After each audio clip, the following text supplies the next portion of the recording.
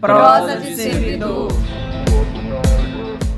Olá, colegas servidoras e servidores do Judiciário Mineiro. Começa agora mais um Prosa de Servidor, que é o podcast do Sejusmig. Nesse mês de julho, nós trazemos um debate quente na conjuntura política do país e principalmente do estado de Minas Gerais, que vai definir o futuro do serviço público aqui no nosso estado, que é o PROPAG, o programa de pleno pagamento da dívida, da suposta dívida, né? Daqui a pouco a gente vai conversar melhor sobre isso. E é importante lembrar que o PROPAG ele só foi possibilitado pela mobilização dos trabalhadores, das trabalhadoras aqui em Minas, a atuação da Frente Mineira em Defesa do Serviço Público e dos parlamentares ali que se opõem ao governo Zema na Assembleia Legislativa. Ainda no ano de 2023, o governo Zema ele pretendia aprovar na Assembleia a toque de caixa, sem discussão, uma ampla e democrática discussão com os trabalhadores, com a população mineira. Ele pretendia aprovar a adesão ao regime de recuperação fiscal, que já se mostrou ineficiente, principalmente no estado do Rio de Janeiro, né, o estado que primeiro aderiu e que lá não resolveu o problema da dívida. Então, nós, servidores públicos, nós fizemos a resistência, né, com atos, pressão sobre os parlamentares e criou-se um impasse na tramitação do projeto. E o Zema não conseguiu aprovar o projeto na Assembleia Legislativa. Então, essa situação, a nossa resistência forçou o governo federal, o Senado, a Assembleia Legislativa a se posicionar. Então, a partir de então, foi costurada uma alternativa ao regime de recuperação fiscal para esse suposto endividamento do Estado, sem as imposições draconianas do regime de recuperação fiscal, né, como privatizações, congelamento da remuneração dos servidores públicos, e a subordinação ao Conselho de Supervisão. Lembrando que o regime de recuperação fiscal previa o estabelecimento de um Conselho de Supervisão que o Estado de Minas teria minoria nesse Conselho. Então, assim, no ano seguinte, o governo Zema buscou no Judiciário a autorização para adesão ao regime de recuperação fiscal e ali ele conseguiu, sem anuência da Assembleia, a adesão. E depois também teve a questão do teto de investimentos, né? E agora, nesse momento, a gente está debatendo a transição do regime de recuperação fiscal para o PROPAG. E aí vem os questionamentos, né? Por que isso está acontecendo? Qual que é a nossa posição dos representantes da classe trabalhadora em relação à proposta que é defendida pelo governo? Quais as implicações na vida dos servidores? A gente discutiu muito as implicações do regime de recuperação fiscal, mas o PROPAG, ele tem implicações para a classe trabalhadora? Ele tem aquelas imposições que o regime de recuperação fiscal previa ou não? Ele é a solução para todos os problemas do Estado sem nenhum efeito colateral? Então é sobre isso que a gente vai falar hoje aqui. E para abordar esse assunto, nós recebemos aqui o economista, auditor da Receita Estadual daqui de Minas Gerais, Lucas Rodrigues Spechit. Ele também é integrante do NEPAD, né, o Núcleo de Estudos de Promoção à Auditoria da Dívida, e diretor de Estudos Técnicos e Relacionamento Institucional da AFENG, entidade cuja atuação tem sido fundamental também na defesa de todo o serviço público. Então, a FENG, juntamente com o Sindifisco, Sejusmig e todas as entidades que compõem a Frente Mineira em Defesa do Serviço Público têm sido realmente fundamentais. Então, bem-vindo, Lucas. É uma honra recebê-lo aqui na sede do Sejusmig e do nosso programa Prosa de Servidor. Seja muito bem-vindo. Eduardo, é um grande prazer estar aqui, né, discutindo um tema tão relevante. O Estado de Minas já sofreu muito com essa questão da dívida. Tem agora uma oportunidade com o PROPAG, não é o melhor dos mundos, né? Mas a pior coisa do mundo é você se deparar com uma dívida impagável. E dentro do arcabouço do regime de recuperação fiscal, essa dívida ela era claramente impagável. Uhum. Nós fizemos um debate na Assembleia, você mencionou aí a resistência do sindicato, dos trabalhadores. Contamos, na época, com o apoio do presidente da Assembleia, o Tadeu. Foi uma costura que envolveu vários poderes, né? O Executivo Federal, sim. Acho que o senador Rodrigo Pacheco teve um papel fundamental. Exato, e o presidente da Assembleia também. Né, neste momento do debate, isso foi no final de 2023, né, ficou muito claro que dentro do regime de recuperação fiscal você pegava uma dívida de 160 bilhões e depois de 9 anos, né, sofrendo, pagando parcelas e parcelas, ela ficava mais de 200 bilhões. No Rio de Janeiro aconteceu isso, Então, né? A dívida o Estado aderiu ao regime de recuperação fiscal, não resolveu o problema da dívida, Isso. os juros não param de rolar, a dívida ficou maior. E precarizando a prestação de serviço público no Estado. Essa é a história desde a origem da dívida. Durante o governo Zema, houve um crescimento também importante do estoque dessa dívida. Sim, porque ele não pagou nada. Essa Beneficiou dívida, de uma decisão teve do uma governo liminar, anterior. exatamente, do governo Pimentel. Essa liminar saiu em dezembro.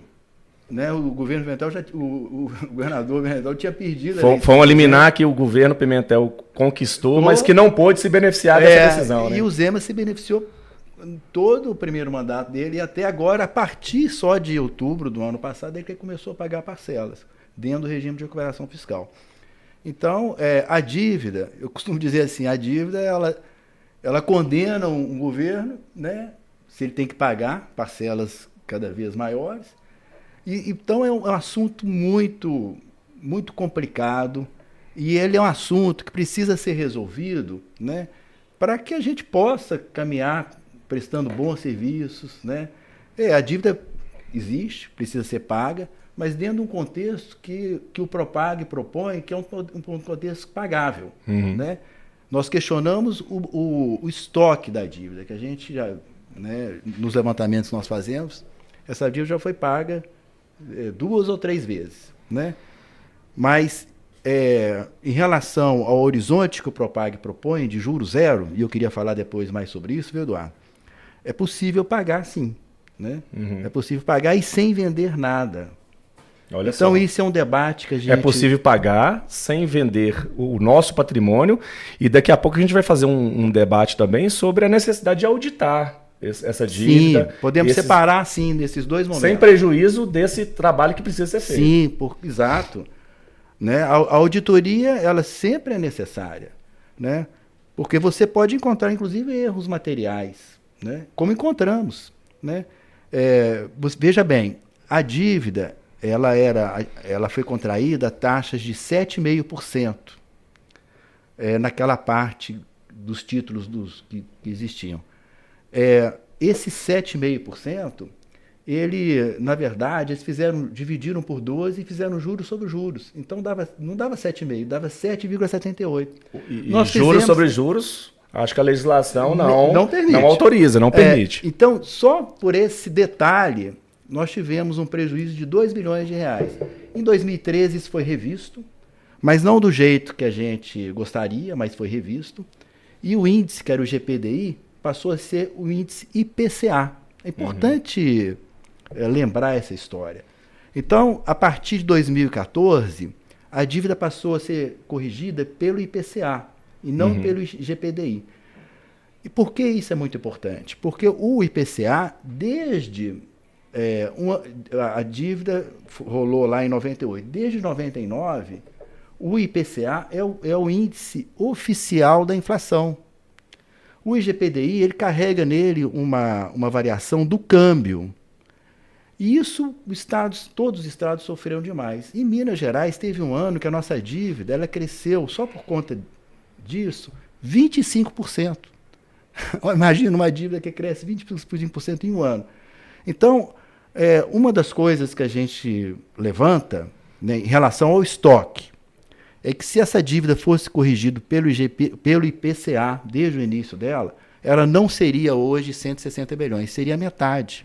Seria então, são 80 bilhões de reais. Então são se vários você aplicasse fatores, né? o IPCA mais os 4%. Não é um fator só, são vários fatores. São vários fatores. Que levam a esse valor. Agora você tem uma oportunidade de ter o IPCA mais zero, que é algo que a gente precisa ter essa visão, né? É isso que está sendo debatido hoje na Assembleia. O Propag, ele é uma construção até certo ponto engenhosa. O que a gente não concorda é com o estoque da dívida, né? Mas com a maneira de corrigir a dívida daqui para frente, que seria o IPCA mais zero, é uma maneira que a gente considera correta. Nós vamos entrar daqui a pouco, inclusive, na proposta que o Sindifisco e a FENG apresentaram, né? Sim. Então, Lucas, feita essa introdução importante, é preciso contextualizar onde nós estamos, né? Em maio, a Assembleia Legislativa aprovou o projeto de lei de autoria do Executivo, autorizando a adesão ao Programa de Pleno Pagamento da Dívida dos Estados, o PROPAG, né? E aí vem alguns questionamentos. Quer dizer que o regime de recuperação fiscal acabou em Minas? Nós podemos afirmar hoje que o regime de recuperação fiscal acabou em Minas Gerais? Olha, sim e não. Eu acho que politicamente é muito difícil o governo Zema defender o regime de recuperação fiscal. Ele sabe que isso é a morte. É defender o indefensável? É defender o indefensável. Mas ele ameaça. Né? Ele sempre ameaça com porque isso. Os objetivos dele são outros, né? Eu acho que o Zema pensa sempre em eleição. Eleição dele, claro, né? Sempre nisso. Devia pensar mais também, no Estado, sabe? Ainda mais num debate desse, que é um debate que vai percorrer gerações e gerações. Sim. Nós estamos debatendo hoje, amanhã, vai impactar daqui a 30 anos. E as futuras gerações, né? Sim. E aí, nesse sentido, o PROPAG, ele é muito melhor do que o regime de recuperação fiscal. Né? Então, o PROPAG é uma evolução muito mais suave. E você fala que ele é muito melhor. Então, e com o PROPAG, a gente está livre daquelas medidas draconianas, por exemplo, o congelamento da remuneração que o RRF impõe. Com o PROPAG, a gente está livre disso? Não. Mas é mais flexível. Certo. O PROPAG é bem mais flexível. O regime de recuperação fiscal é uma regra draconiana. Né? Ele impõe uma restrição de que o crescimento da despesa tem que ficar igual ao crescimento nominal do ano anterior. É uma redação meio confusa, mas você chega a essa conclusão. Ou igual, ou no máximo, o crescimento nominal do ano anterior mais o IPCA. No máximo. Já o PROPAG, ele tem uma regra melhor, mais flexível.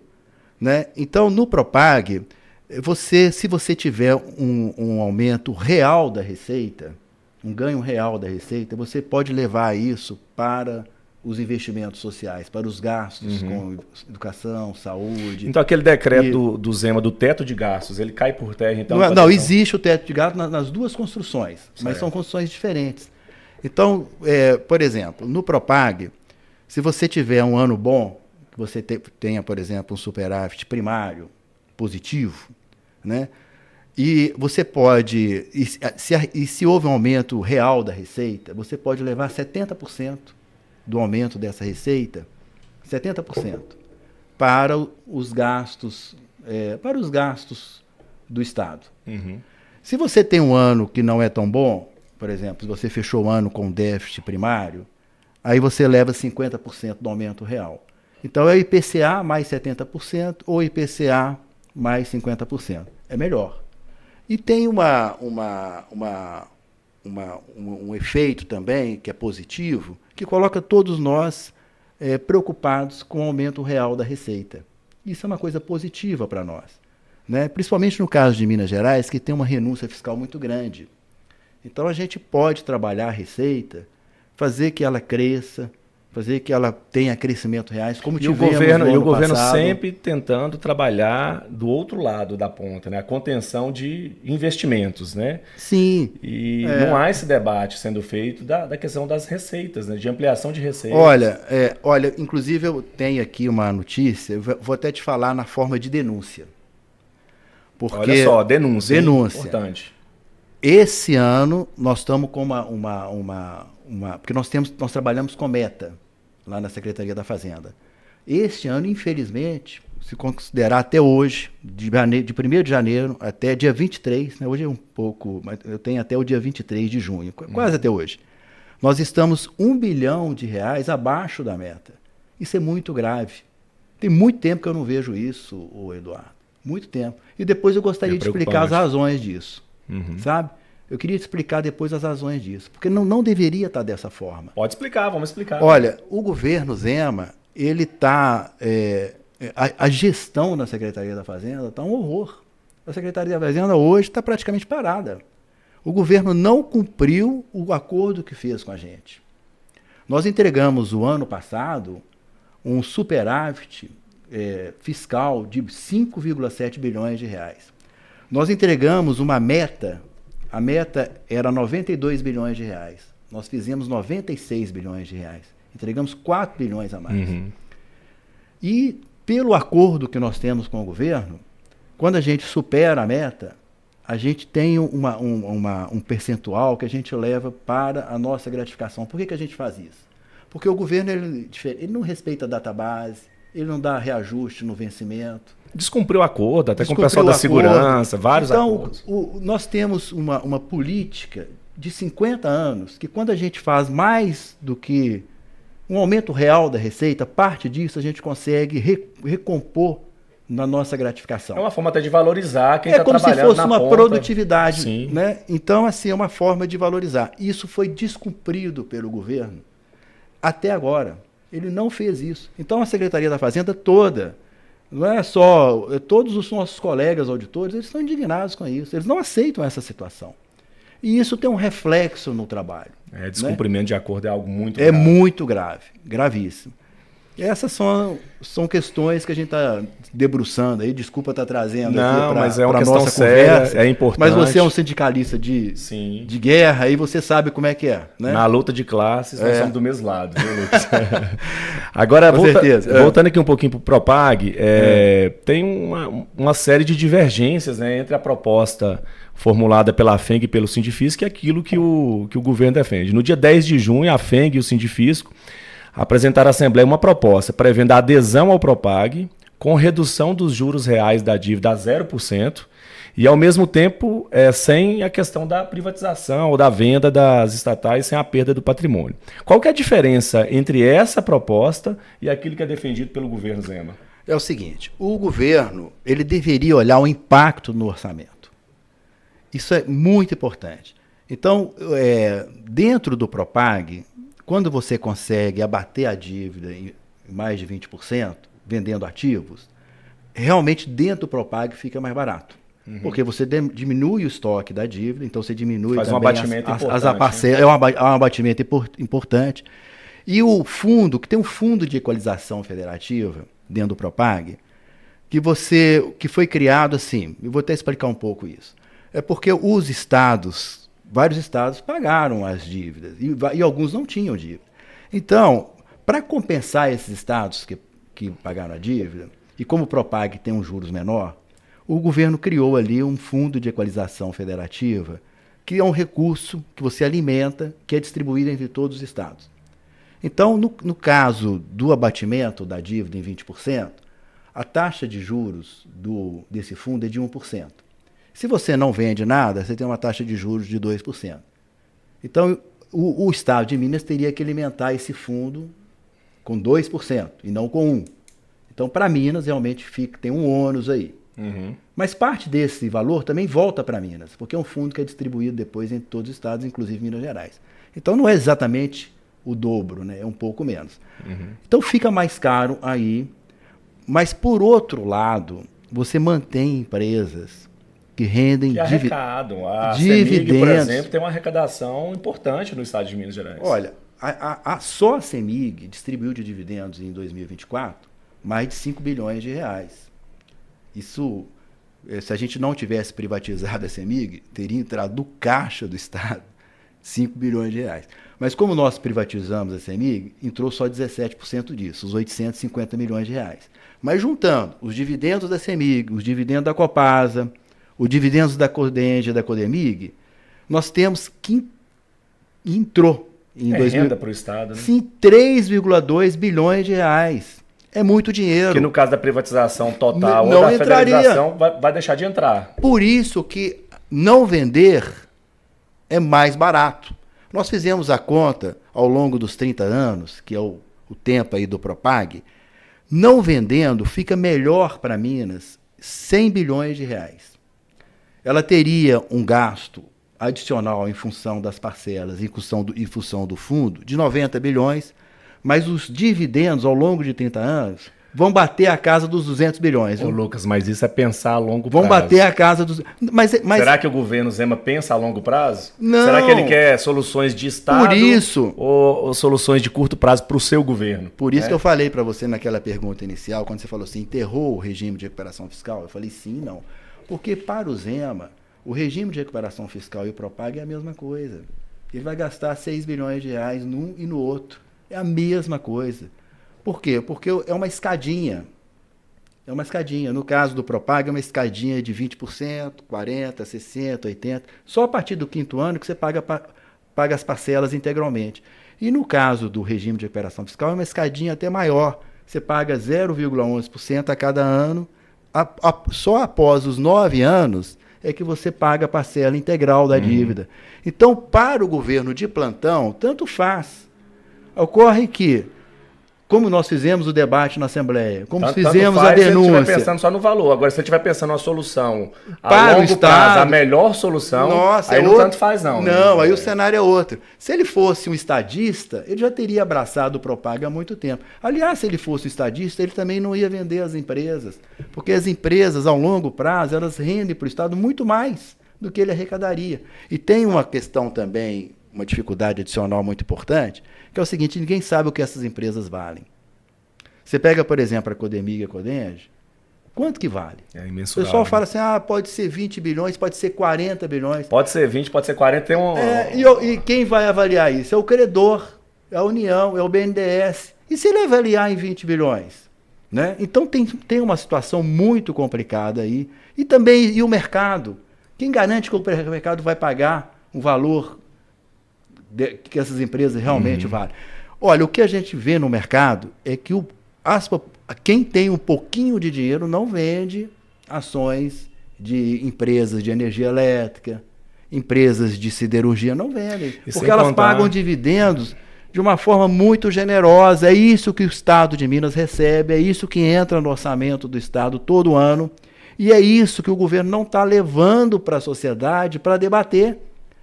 É um absurdo isso. 3,2 bilhões dá. Né? Sem contar que a gente está falando de empresas estratégicas, energia elétrica, para a população. A Codemig, o saneamento básico. Como é que ficaria, por exemplo, o saneamento básico privatizado? Será que a gente vai ter um alto investimento somente na capital, nas grandes cidades e as pequenas cidades? Né? Então, porque o objetivo vai ser lucro, né? Não vai ser prestação de serviço público. Olha, eu estou vindo da Assembleia agora.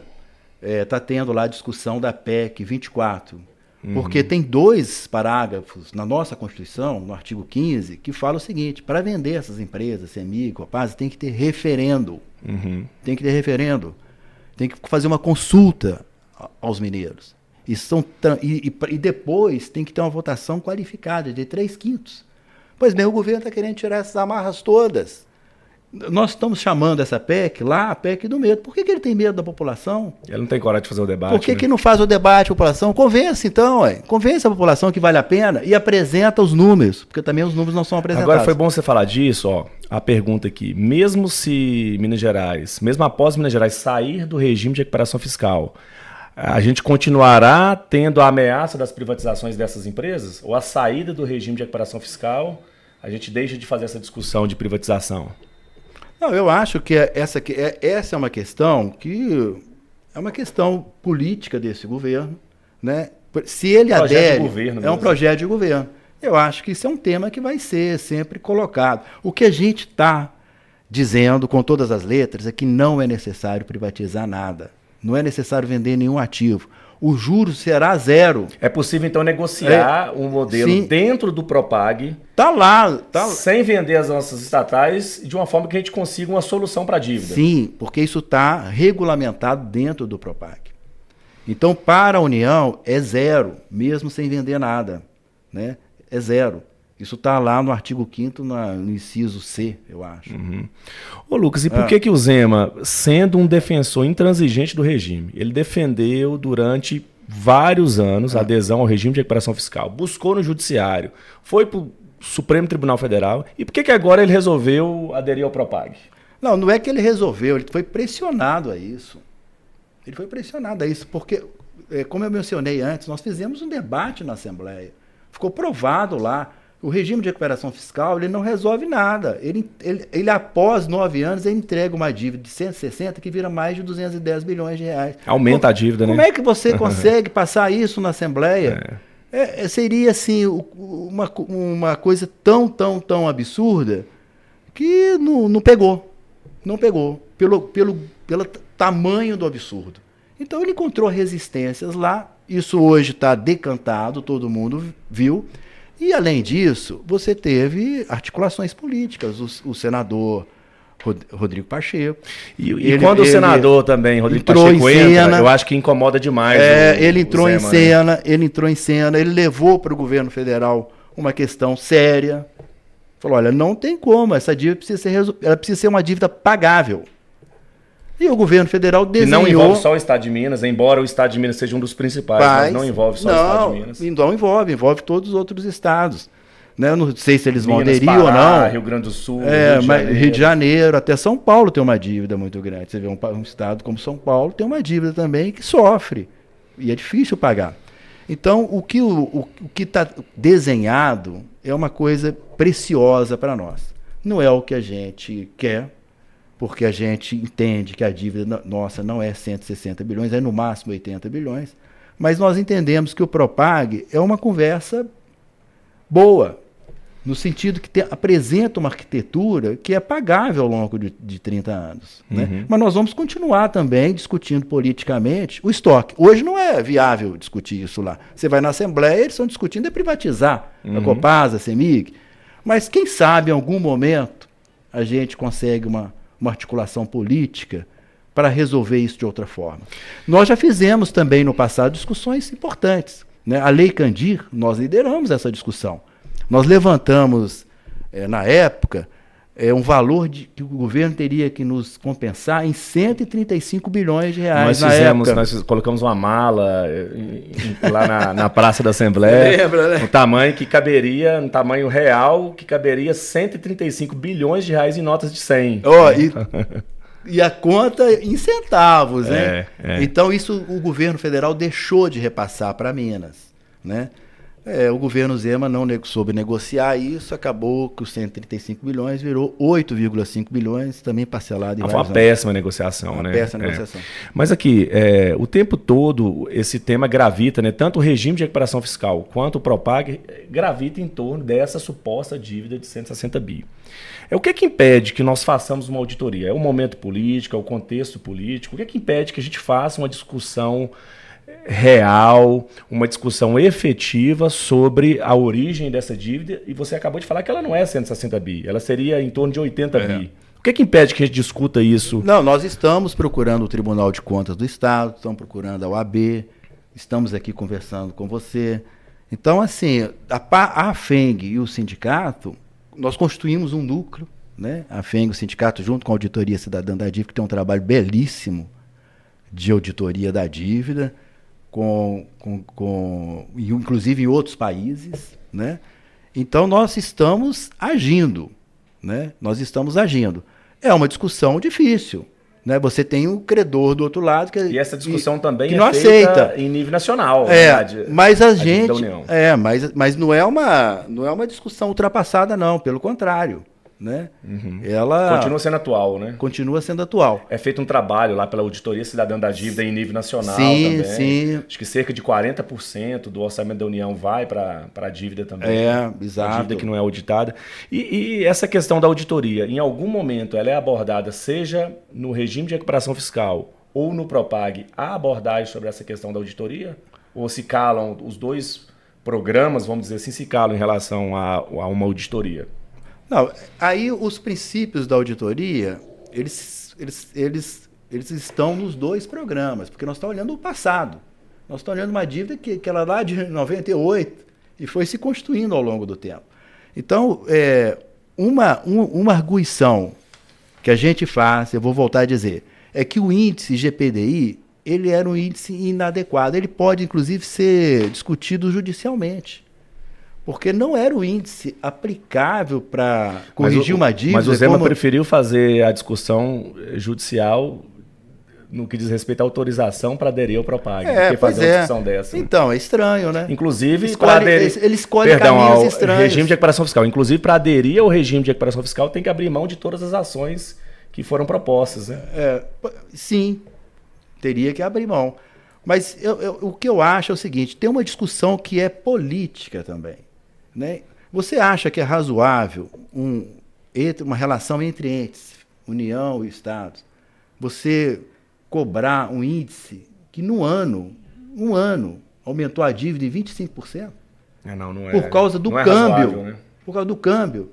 A receita de ICMS, a gente estuda ela dia a dia, ano a ano, ela cresce o IPCA mais 2%. Né? Até o IPCA mais 4% é impagável. 25% agora, extorsivo, né? Agora imagina 25%. Isso é agiotagem. É extorsivo. Né? Então, isso é trazer uma dívida para patamares que ela se torne impagável, que é o que aconteceu até agora. Né? E a gente precisa mudar essa história. Né? O Propag é um marco nesse sentido. E você fala assim, você aceita tudo que é antes. Olha, a construção política é um processo. Eu não vejo assim, não. Eu acho que você sempre pode estar questionando. Inclusive questionando, por exemplo, a compensação da Lei Candir. Nós fizemos o questionamento. Tivemos aí uma compensação muito pequena, mas tivemos. Né?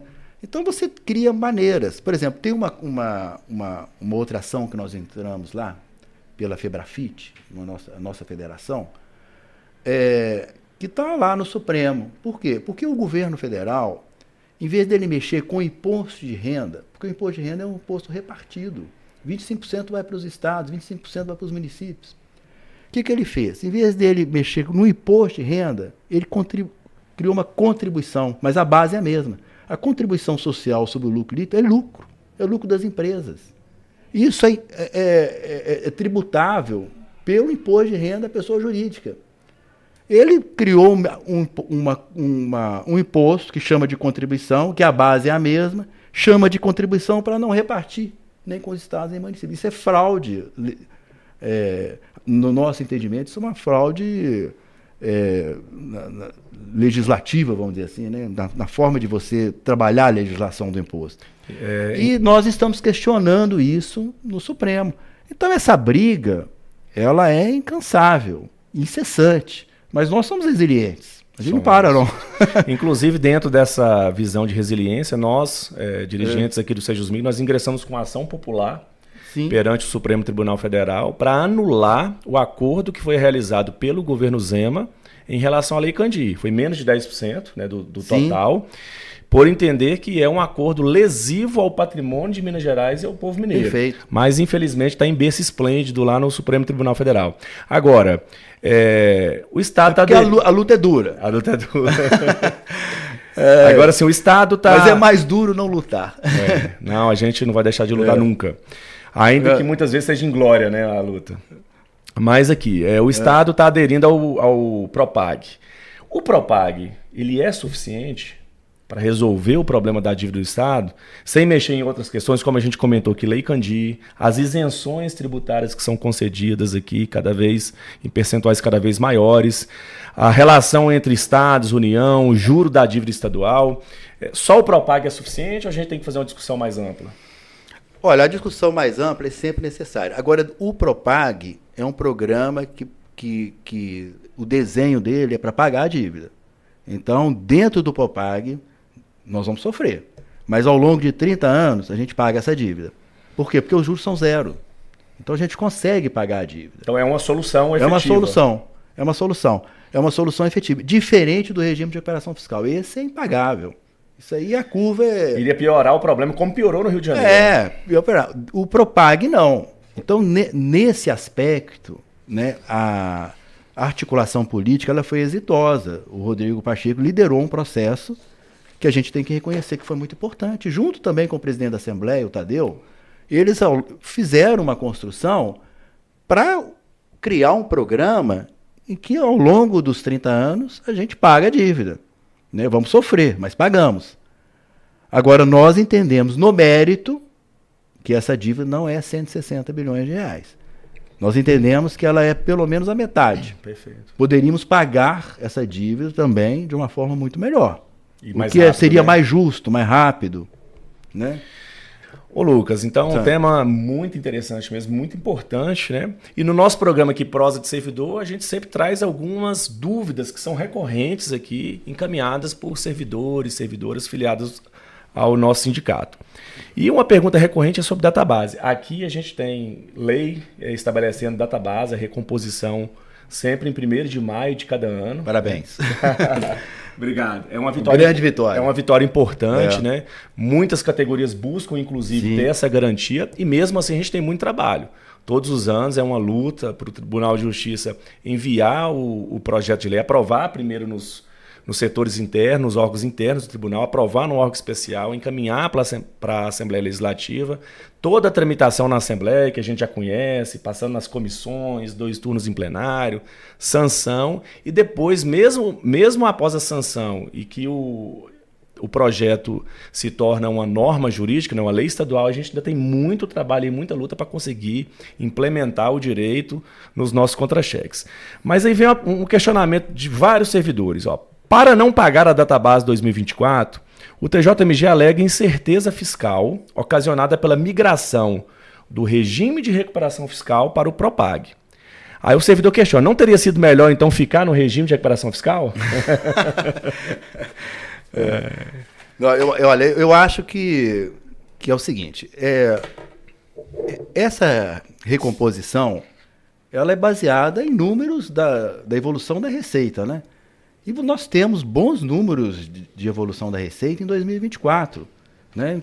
Isso, nós estivemos lá na Assembleia, mostramos isso para o líder do governo, o João Magalhães, para o Zé Guilherme também. Então, não vejo essa questão que está sendo levantada aí, não. Né? Eu acho que o que poderia impedir isso é o governo não ter caixa. Né? E o governo fechou o ano de 2024 aumentando o caixa em 3,2 bilhões de reais. Então, eu acho que isso aí não procede. Né? Eu acho que... a arrecadação também superou, né? A adesão ao Propag, ela já tem autorização para isso e vai até o final do ano. Né? Então, esse ano, nós vamos estar sobre o regime de recuperação fiscal. Ainda. Né? Ainda. Né? O que eu acho que a gente precisa entender é que o governo tem caixa para isso. Ele tem condições de dar a recomposição para vocês, está em lei. Né? Eu acho que vocês têm a mesma dificuldade nossa. Porque nós temos também uma lei que o governo não está cumprindo.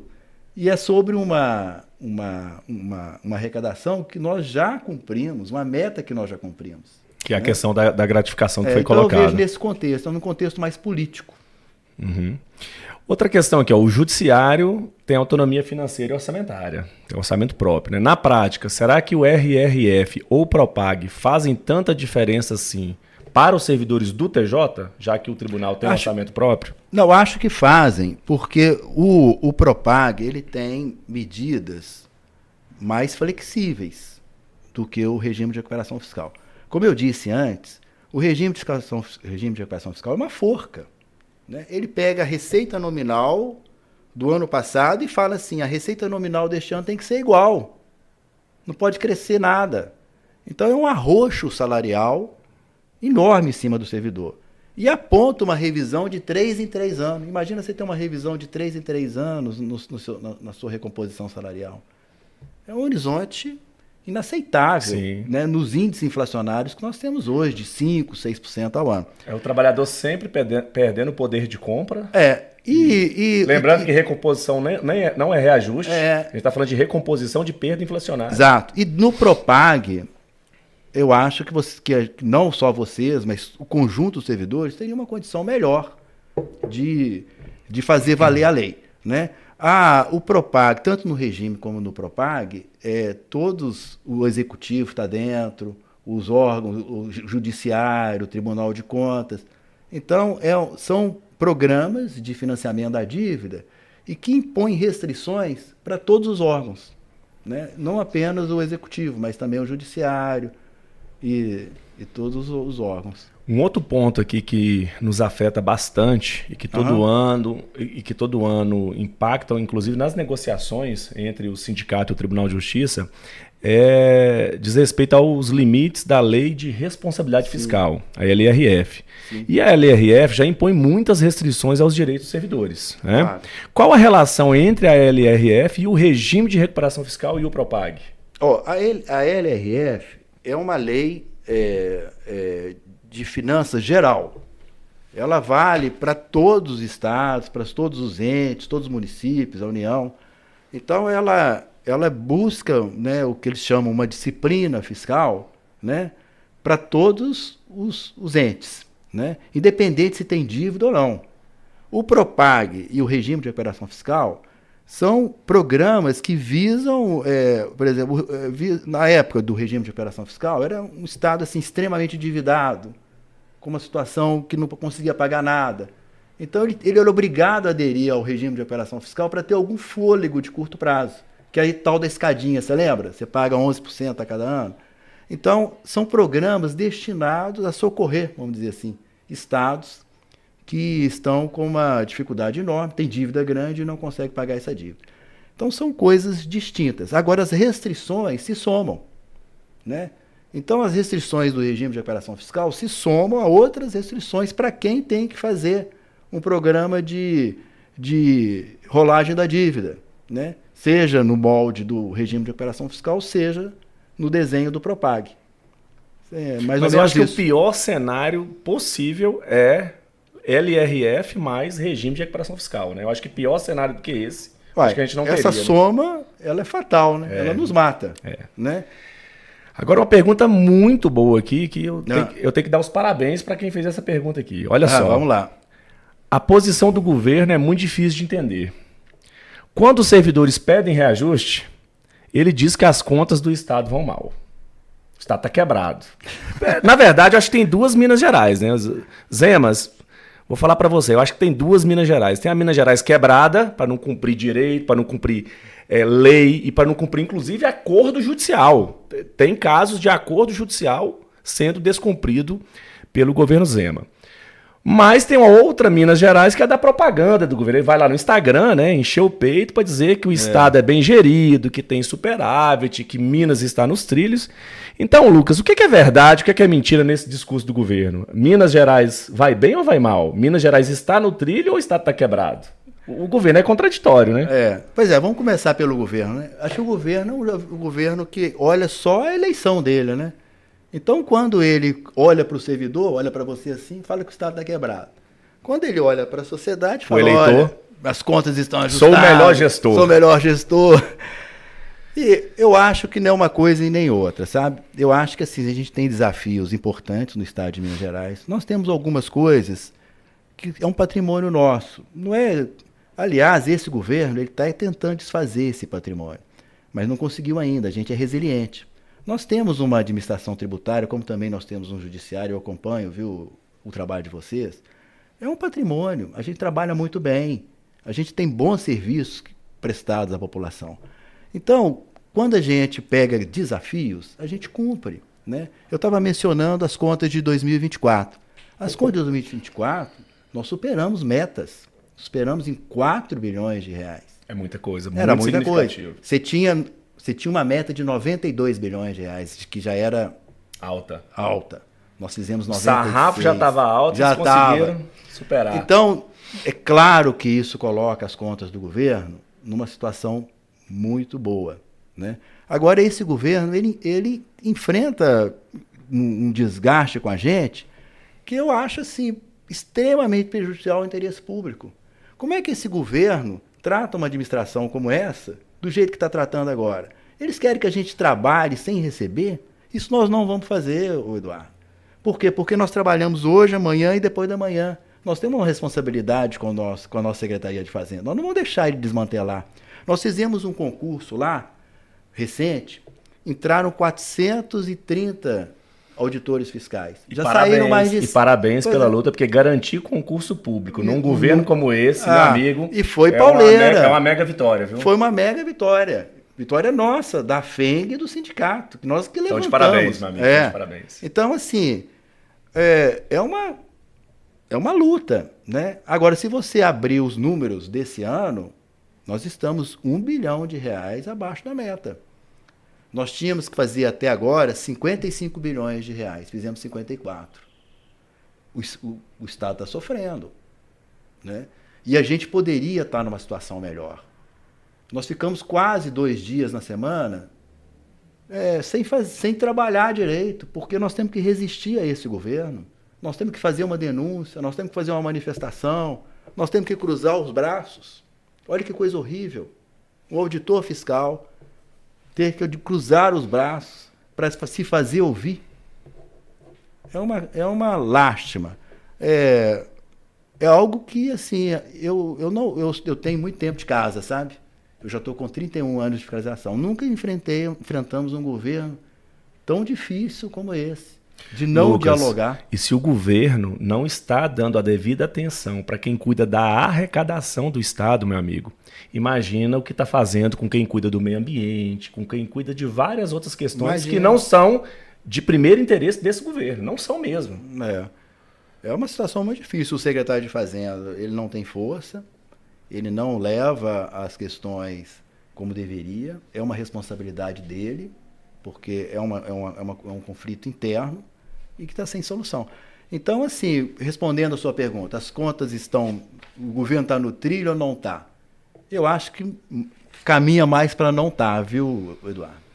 E o que está de bom, gente, não é graças ao Romeu Zema, não. É graças aos trabalhadores e às trabalhadoras lá do Fisco Estadual fazendo um trabalho, mesmo muitas vezes sem condições, de forma sucateada, mas fazendo um trabalho excepcional para conseguir melhorar a arrecadação. Apesar dos benefícios fiscais que são dados só para os amigos do rei, né? Imagina. Nós não temos, né, esses benefícios. Precisamos rever, viu, esses benefícios. Muitos deles não fazem o menor sentido.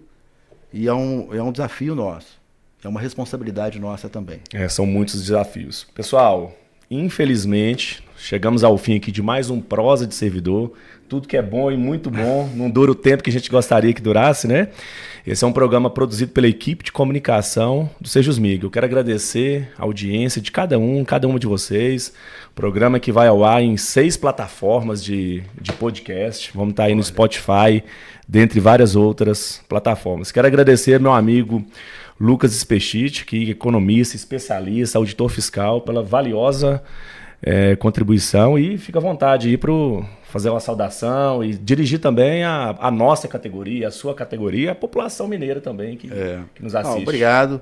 É uma oportunidade muito importante para nós. A gente tem feito esse debate em outros meios também e esperamos que a nossa voz, né, dos servidores, né, ecoe, né, e tenha um sentido que a gente precisa dar, que é de valorização do serviço público, de luta pelos interesses maiores do Estado, né, e esse debate sobre a dívida, ele é muito importante. Ele é árido, ele é difícil, mas é importante demais, porque nós precisamos sair de uma dívida impagável dentro de um regime de recuperação fiscal que é horrível, que destrói as condições também de funcionamento do Estado, e caminhar por uma outra história, que ainda não está céu de brigadeiro, que é o Propag, mas nós esperamos que a gente chegue lá, né? Então, essa é uma migração importante. E agradecer demais, viu, o convite pelo tema, pela escolha do tema, né? E muito obrigado, viu, Eduardo? E olha, esse formato aqui está muito bom, viu? Vocês estão de parabéns. Obrigado. E parabéns, né, pela proposta que vocês construíram, tanto o Sindifis quanto a FENG. Eu participei recentemente de um debate sobre reforma administrativa na Câmara dos Deputados, e ali eu disse que nós não nos negamos a discutir modernização do Estado, melhoria na eficiência, e ninguém melhor do que os trabalhadores e as trabalhadoras do serviço público para poder fazer essa construção. Nós sabemos o dia a dia o que precisa ser melhorado, onde está sucateado, e aqui é um exemplo que os próprios trabalhadores do Fisco, representantes aí do Sindifisco e da FENG, ajudando na construção de uma proposta efetiva e que penaliza menos o Estado, mais interessante para os interesses do Estado e não do governo de ocasião. A nossa proposta, ela leva uma economia de 100 bilhões de reais, no mínimo, Parabéns, ao longo dos 30 anos. Parabéns, meu amigo. Pessoal, então a gente chegou ao fim aqui, vamos encerrar esse programa. Não se esqueçam de seguir o nosso canal, ativar o sininho para receber as notificações e nós voltamos aqui no próximo programa no dia 1º de agosto. Até lá e seguimos em luta. Prosa de servidor.